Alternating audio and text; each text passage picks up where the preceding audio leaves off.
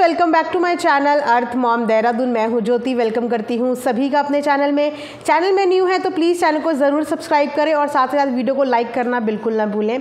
तो दोस्तों, मैडम और जनाब की पूरी फैमिली लगी हुई है वोटिंग अपील करने में। हालांकि वोटिंग अपील अब क्लोज हो चुकी है, तो जिसने वोट कर दिए वो कर दिए और जिसने नहीं करे उसने नहीं करे। खैर, इन सब चीज़ों के बाद कल साहिबा का एक व्लॉग आया और उस व्लॉग पे रिएक्शन देना तो बनता ही है, क्योंकि साहिबा के व्लॉगिंग में इतनी ज़्यादा प्रॉब्लमेटिक चीज़ें आजकल डे बाय डे नज़र आ रही है कि पिछले व्लॉग में भी मैंने बहुत सारी चीज़ें इग्नोर करी। बट मेरे सब्सक्राइबर्स ने बोला कि मैम आपने क्यों रिएक्शन नहीं दिया लास्ट व्लॉग पे। तो मैंने बोला फिक्र मत करो, रिएक्शंस आएंगे लेकिन क्या करें। लेकिन आजकल साहिबा के भैया और भाभी के कॉन्टेंट में इतनी सारी चीज़ें हैं कि अभी साहिबा का नंबर आएगा, बट धीरे धीरे। तो फाइनली साहिबा का नंबर आ ही गया और आप सबके लिए साहिबा के ऊपर एक मज़ेदार रिएक्शन वीडियो भी आ गई है। तो साहिबा के कल के व्लॉग में आप जानते हैं कि आजकल फैमिली व्लॉगिंग कम और वोटिंग व्लॉगिंग ज़्यादा चल रही है। तो कल अधिकतर पार्ट्स में सिर्फ और सिर्फ जनाब के लिए वोटिंग अपील ही की गई, लेकिन उसके अलावा भी साहिबा का पिछले व्लॉग के हिसाब से और इस व्लॉग के हिसाब से एक रिएक्शन देना तो देखिए बनता ही है।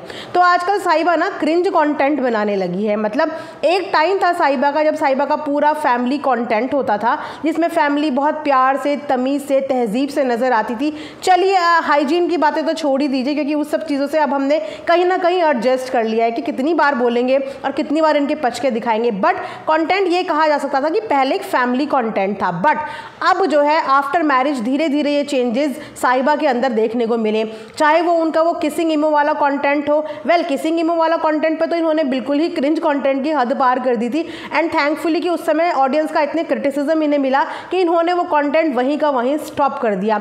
वरना अगर उस कंटेंट पे इन्हें एप्रिसिएशन या इन्हें हंसी मजाक या फन के रिएक्शंस और रिव्यूज़ मिल जाते या कमेंट्स मिल जाते ना, तो वो शायद आगे तक भी इन्होंने कंटिन्यूएशन में रखना था। बट बहुत अच्छा खासा रियलिटी चेक इनको मिल गया, तो इन्होंने वो कंटेंट वहीं का वहीं ख़त्म कर दिया। लेकिन फिर भी कई बार इनके व्लॉग में आपको क्रिंज कंटेंट देखने को मिला होगा। जैसे अगर हम लास्ट टू लास्ट व्लॉग की बात करें तो उसमें बार बार ये बेचारे फ़नी को जो है बिना कपड़ों के दिखाने की पूरी कोशिश कर रही हैं।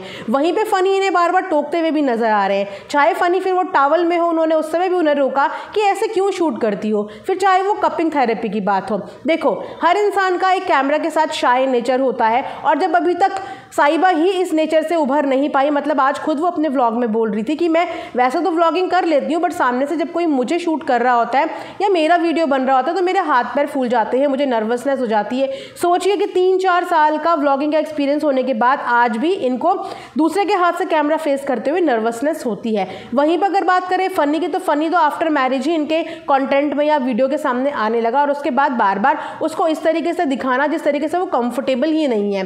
कपिंग थेरेपी दिखाई, पूरा उसकी बॉडी दिखा दी गई, जबकि वो कंफर्टेबल नहीं था। अब अगर ये कंपेयर कर रही है अपने भाई से, तो देखिए जनाब इंडस्ट्री का हिस्सा रह चुके हैं, काम कर चुके हैं, बॉडी है उनकी, जिम वो जाते हैं, हाफ स्लीव्स पहनते हैं, वेस्ट में आते हैं, तो उनके लिए कोई नई बात नहीं है। ट्रांसपेरेंट कुर्ते पहनते हैं, ट्रांजिट शर्ट्स पहनते हैं, तो उनके लिए बॉडी शो ऑफ करनी कोई नई बात नहीं है। इसीलिए उन्होंने भी अपने कंटेंट में कप थेरेपी दिखाई थी, अगर आप लोगों को याद होगा। तो जनाब ने भी कपिंग थेरेपी पहले ली हुई है और अपने कंटेंट में उन्होंने ये दिखाई है ड्यूरिंग उनके शूट और रिहर्सल के दौरान। लेकिन अब जैसे जनाब ने दिखाया है वैसे ही बनाने की कोशिश में कहीं ना कहीं फ़नी को अनकंफर्टेबल कर रही हैं यहाँ पे साहिबा, और बस यही कोशिश करती है कि जिस तरीके से भाई करते हैं उस तरीके से मेरा फ़नी भी करे। तो देखिए हर इंसान की ना अलग अलग पर्सनालिटी होती है। आप अगर किसी का कंपैरिजन किसी से करना शुरू कर दोगे या सामने वाले को दूसरे की तरह बनाना शुरू कर दोगे, तो ये आपके रिलेशनशिप के लिए भी हेल्दी नहीं है, क्योंकि कहीं ना कहीं बाद में जाके सामने वाले को लगता है कि तुम मुझे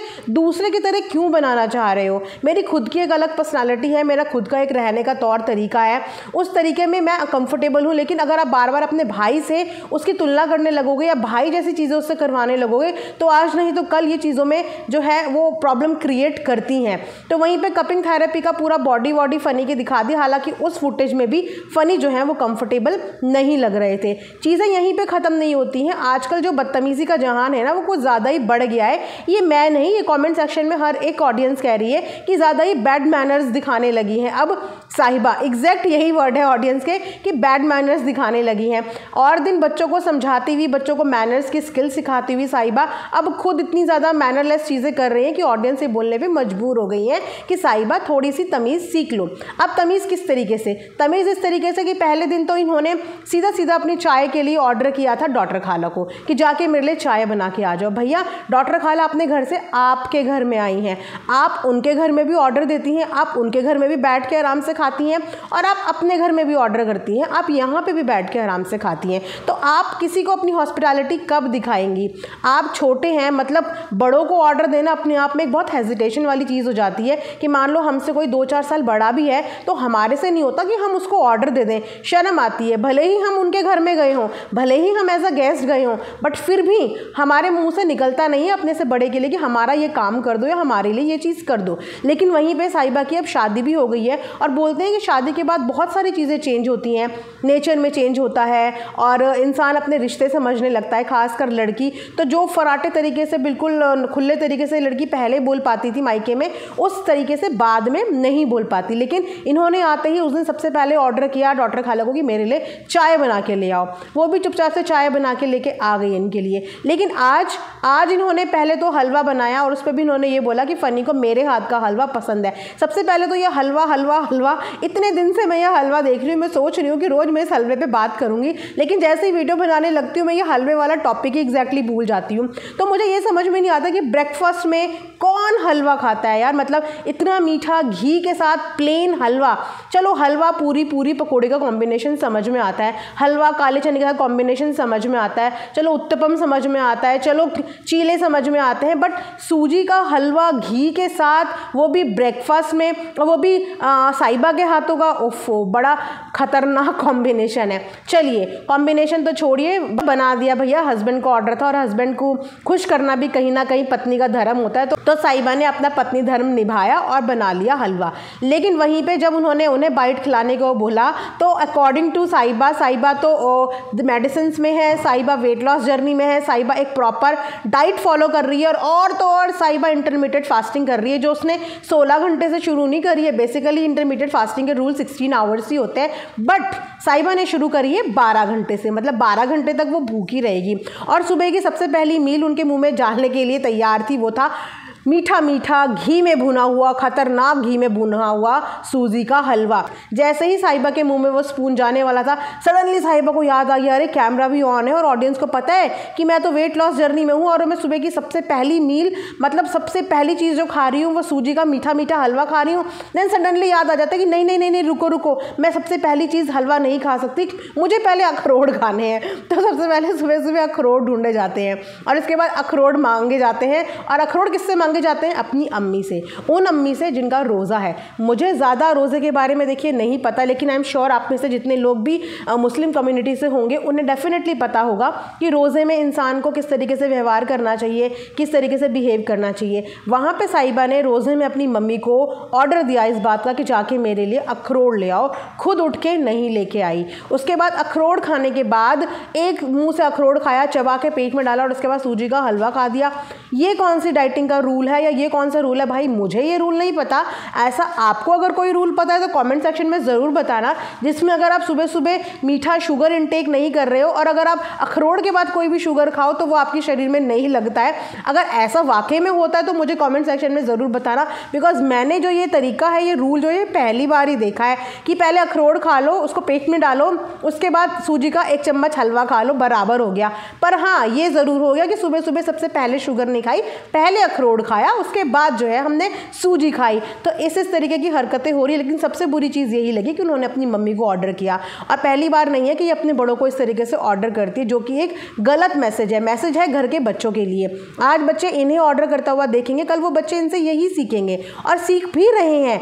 वो तो अच्छी बात यह है कि जो टिज़ा है उसको कुकिंग का शौक है, तो अपने लिए खाने की बहुत सारी चीज़ें वो खुद कुक कर लेती हैं, वरना वो भी हर चीज़ की डिमांड करे और हर चीज़ बैठे बैठे मांगे और बैठे बैठे उन्हें मिल जाए। डॉक्टर खाला छोड़िए, अम्मा से तक रेसिपी पूछ रही थी तो अम्मा ने रेसिपी बताई। मुझे कहीं ना कहीं यही लग रहा था कि ऐसा ना हो कि अम्मा से रेसिपी पूछते पूछते साहिबा बोल दे कि अम्मा आप ही बना के दिखा दो। मुझे लिटरली ऐसा फील हो रहा था, बट थैंकफुली कि उन्होंने अम्मा से सिर्फ रेसिपी पूछी और अम्मा को बोला नहीं कि अम्मा आज आप बना के खिला दो, वरना कंटेंट के लिए और खाने के लिए किसी को भी खाना बनाने के लिए मजबूर कर देंगी और किचन में भेज देंगी।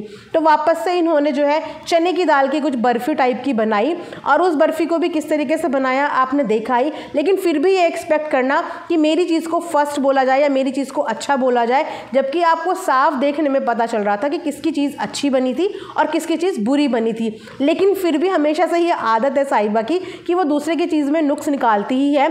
अपनी गलतियों को कभी भी आइडेंटिफाई नहीं करना, अपनी गलतियों को इम्प्रूव नहीं करना, करेक्ट नहीं करना, बट दूसरे की चीज़ों पर गलतियाँ निकालना वो हमेशा से इनका रहता है, जो नेचर नहीं होना चाहिए। अब रीज़न बिहाइंड इनको ये चीज़ें सुधारनी इसीलिए पड़ेंगी क्योंकि इनके नीचे 2 बच्चे हैं। अब वो बच्चे ग्रोइंग स्टेज में हैं। जैसा वो अपने बड़ों को देखेंगे, बच्चों की टेंडेंसी होती है कि जैसा वो देखते हैं वैसा वो करते हैं, और कई हद तक वो बच्चे वैसा करने भी लगे हैं। तो ये जो मैनरलेस चीज़ें आ रही हैं कमेंट सेक्शन में साहिबा के लिए, ये वाकई में कहीं ना कहीं सही जा रही हैं, और इस तरीके की चीज़ों को अवॉइड करना चाहिए। साहिबा को थोड़ी सी रिस्पॉन्सिबिलिटी समझनी चाहिए, खासकर ये रिस्पॉन्सिबिलिटी कि इनके साथ 2 ग्रोइंग बच्चे रहते हैं जो इनकी ये चीज़ें देख के इन्फ्लुएंस हो सकते हैं, ये भी मैनरलेस एक्टिविटी कर सकते हैं, जो आगे चल के खुद की इनके लिए प्रॉब्लम क्रिएट हो जाएगी।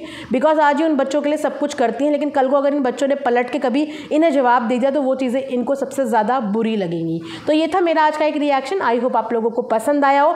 कमेंट सेक्शन में ज़रूर बताना कि आपका इस बारे में क्या कहना है, कि जिस तरीके की एक्टिविटीज़ चल रही हैं या जिस तरीके का उन्हें मैनरलेस बोला जा रहा है, आपके अकॉर्डिंग ये चीज़ें सही हैं या आप इस चीज़ को काउंटर करना चाहते हैं। तो कमेंट सेक्शन में ज़रूर बताना। हर तरीके के सजेशंस और राय के लिए कमेंट सेक्शन हमेशा खुला है, और मुझे बहुत अच्छा लगेगा कि आप लोग अपने कमेंट्स के द्वारा मुझे अपने मैसेजेस और अपनी बातें और विचार का आदान प्रदान करेंगे। तो यहीं पे ये वीडियो एंड करेंगे, मिलेंगे नेक्स्ट वीडियो में। तब तक ये अपना ध्यान रखिए, खुश रहिए और सच में प्यार बांटिए। Thanks for watching earth mom Dehradun.